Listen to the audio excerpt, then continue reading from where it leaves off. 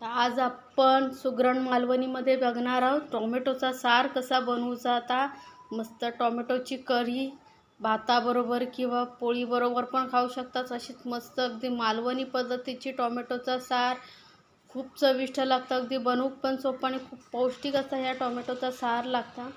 उन्हाळ्यात वगैरे ह्या सार तुम्ही एकदा बनवून नक्की पिऊन बघा, खूप आवडत तुमका सगळ्यांका।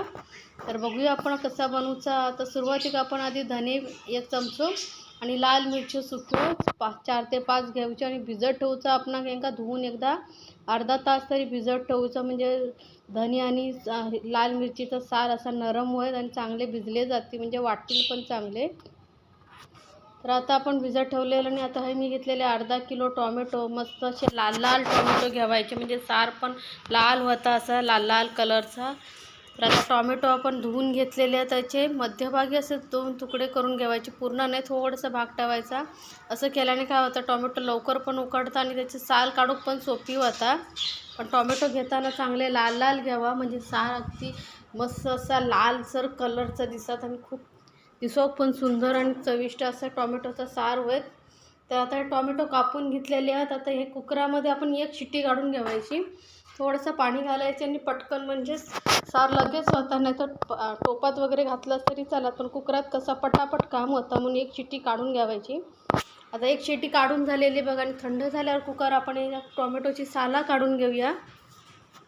टोमॅटोच्या सालामुळे काय होतं, सारात थोडा कडवट पण येतं, म्हणून साला काढून टाकायची।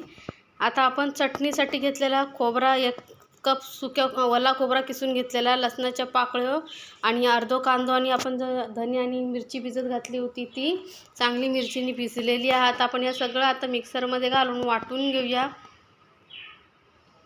एकदम बारीक असा वाटूचा आपण मस्त एकदम। तर कांदो पण मी कापून घेतलेलो आहे, आणि याच्यामध्ये आपण आता धने आणि मिरची पण घालून घेऊया, आणि टोमॅटोची जी साला काढून ठेवली होती ना, ते टोमॅटो पण घालून ठेवायची। एकसाथ सगळं मस्त असं बारीक एकदम वाटून घ्यायचा। त्या मी मिक्सर का वाटून घेतलेला बघा, एकदम बारीक असा वाटलाय। आता आपण सारात देऊया फोडणी। सारात आता फोडणी घालूया। तर त्यासाठी कढईमध्ये मी 3 चमचे असे तेल घेतलेला, आणि 3-4 असं लसणाचे पाकळी फक्त ठेचून घ्यायचे। ठेचलेले लसणाचे पाकळीचं चव खूप छान येतात सारा का सालासहित घातलं तरी चालत। आणि अर्धा चमचा मी राई घालते। राई थोडीशी तडतडली ना की मग जिरा घालायचा अर्धा चमचा। ते बघा, राई थोडीशी तडकल्यानंतर अर्धा चमचा जिरं घातलंय। आता जिरा थोडं भाजल्यावर आपण घालूया कढीपत्त्याची पानं, ते 7 ते 8 किंवा थोडीशी जास्त घातलंच कढीपत्त्याची पानं तरी चालत। आणि लगेच आता गॅस बंद केला, आणि 1 चमचा घातलेलं काश्मीरी लाल मिरची पावडर किंवा अर्धा चमचा। आता तिखट जसा आहे असा तसा घाला, पण हे कलरसाठी आपण घातलेला। तर कारण गॅस बंद केली, कारण मसाला लगेचच जळता, म्हणून गॅस बंद करून घ्यायची। आणि याच्यात आता चटणी घालून मिक्स करायची आणि मग गॅस चालू करायची। आता मसाला जर करपलं गेलो तर आपल्या साराची चव बिघडत। आणि असं फोडणीमध्ये मसाला घातलो ना की असं वरती पण मस्त असं तरंग येतात, मसाल्याचे छान दिसतं पण सार। तर ही टिप्स नक्की लक्षात ठेवा, जेव्हा तुमका असं मस्त असं वरती तरंग दिसलो पाहिजे असं कलरसर, तर मग त्यालामध्ये असं लाल मिरची पावडर मिक्स करा, आणि मग नंतर गॅस पेटवा। आणि आता टोमॅटोचा आणि चटणी वाटलेल्याच्या भांड्याचं सगळं पाणीचा आता धुवून आपण हे सारामध्ये घातलेला।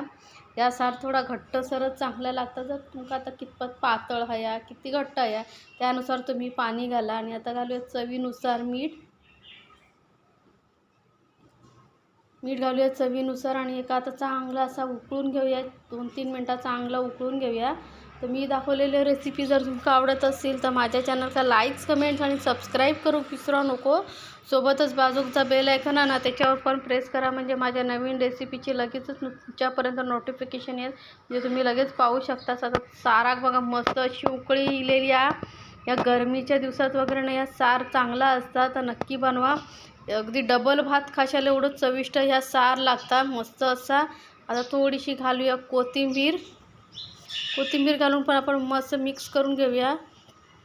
जर तुमका थोडा जरा जास्त आंबट हवा असला ना तर एखादा कोकम घातलंच तरी चालत, पण असाच पण ह्या सार खूप चांगला लागतात चविष्ट असा।